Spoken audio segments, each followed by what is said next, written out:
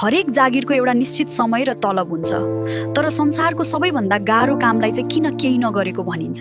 एउटी गृहिणी घाम उदाउनु अघि उठ्छिन् र सबै सुतेपछि मात्र सुत्छिन्।